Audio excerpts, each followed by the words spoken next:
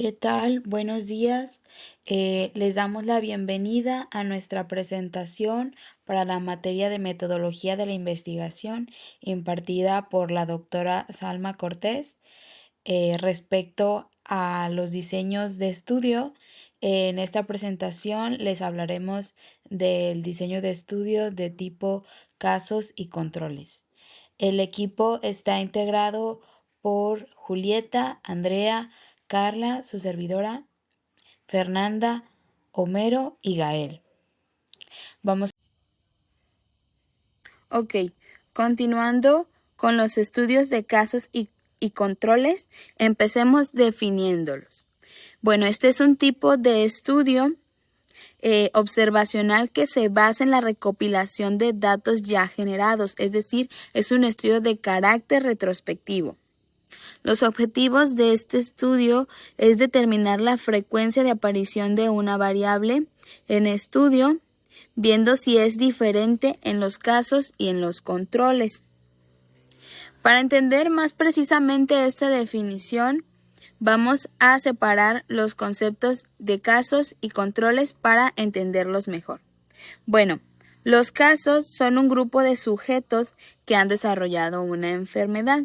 En cambio, los controles son un grupo de individuos que no presentan la enfermedad como tal, pero tienen similitudes en las características de la enfermedad. ¿Sí? Ok, definiendo más precisamente a los casos, para su definición y selección es importante tomar los datos a partir de hospitales, clínicas, consultorios, registros y sistemas de vigilancia, certificados de defunciones. Es importante establecer las limitaciones y la selección, pues estos serán los límites para la generación de los resultados. Existen dos tipos de casos. Los casos prevalentes, que son aquellos que existen al momento de iniciar la investigación, y los casos incidentes, que son casos nuevos que no existían cuando se diseñó la investigación. En cambio, entrando ahora al concepto de controles, los controles, como ya mencionaba, deben ser sujetos en todo similares a los casos, excepto porque no tienen la enfermedad. ¿Sí? Debe de existir exactitud comparable en la medición de la exposición de estudio, minimizando los confundentes, es decir, las variables que pueden alterar o confundir la asociación del estudio. ¿Ok? Entrando de lleno a lo que son los controles, estos pueden ser de dos tipos, ¿sí? De controles poblacionales y controles especiales. Los controles poblacionales son tomas aleatorias a partir de una población general. Sin embargo, son ideales considerarlos para un estudio, pues en general se encuentran libres de influencias relacionadas con la salud. En cambio, los controles especiales son parientes, amigos o vecinos de los casos. Esto es muy bueno, pues tienen un mayor compromiso al momento de realizar los estudios. Sin embargo, se corre un riesgo al estar sobre reportados de la información, ya que viven en ese sector.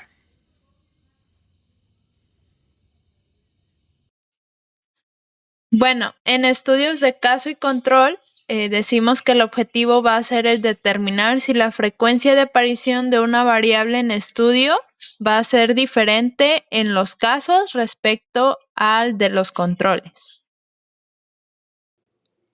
Entrando con la importancia de casos y controles, enseguida mostraremos el siguiente cuadro sinóptico donde veremos 5 grandes importancias de los estudios de casos y controles. Esto radica en varios aspectos claves que destacan su utilidad en la investigación clínica y epidemiológica. Estos son los puntos principales. Como primer punto tenemos la determinación de factores de riesgo. Es decir, los estudios de casos y controles permiten identificar factores de riesgos o causas asociadas con el desarrollo de una enfermedad o evento de interés. Al comparar a los casos que tienen la enfermedad con los controles que no la tienen, se puede observar si la exposición a ciertos factores es más frecuente en los casos que en los controles, lo que puede indicar una posible relación causal.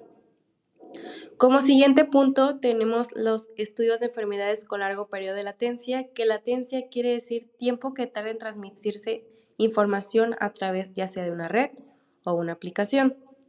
Los estudios de casos y controles son adecuados para investigar enfermedades que tienen un largo periodo de latencia, es decir, enfermedades que tardan muchos años en manifestarse después de la exposición a un factor de riesgo.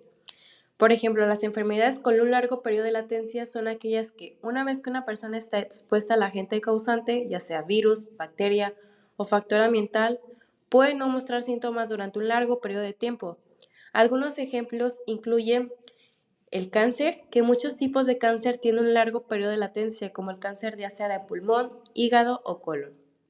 Es decir, la radiación o productos químicos pueden pasar desapercibidos durante años antes de que se presenten síntomas.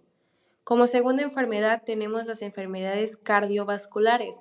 Algunas afecciones cardíacas como la arteriosclerosis pueden desarrollarse durante décadas sin síntomas evidentes hasta que ocurre un evento grave, es decir, un infarto. Como tercera enfermedad tenemos la tuberculosis. La tuberculosis tiene un periodo de latencia en el que la persona está infectada por la bacteria, pero no se presentan síntomas. En algunas personas la enfermedad puede reactivarse después de muchos años. Como cuarta y última enfermedad tenemos la hepatitis B y C. Las infecciones crónicas por este virus hepáticos pueden permanecer latentes durante años, incluso décadas, sin causar síntomas evidentes hasta que desarrollen cirrosis o lo que es cáncer hepático. Como tercer punto tenemos relación coste-beneficio. Esto quiere decir que los estudios casos y controles pueden ser más económicos y rápidos en comparación con otros tipos de estudio como los estudios prospectivos o de cortes, debido a su diseño retrospectivo, lo que los convierte en una opción viable para la investigación de enfermedades en situaciones donde el tiempo y los recursos son extremadamente limitados. Como cuarto punto tenemos la flexibilidad en la selección de muestra. Esto quiere decir que estos Bueno, pues existen 9 características. A continuación, les voy a mostrar un estudio de casos y controles que se realizó en un centro de atención primaria durante el año 2020. En dicho estudio, se realizaba el cuestionamiento de si la vacunación antigripal disminuía el riesgo de COVID-19. Y es que, debido a que existen controversias sobre el efecto de la vacuna antigripal en el riesgo de padecer COVID-19, el objetivo de este estudio era comparar dicho riesgo entre pacientes vacunados y no vacunados frente a la gripe.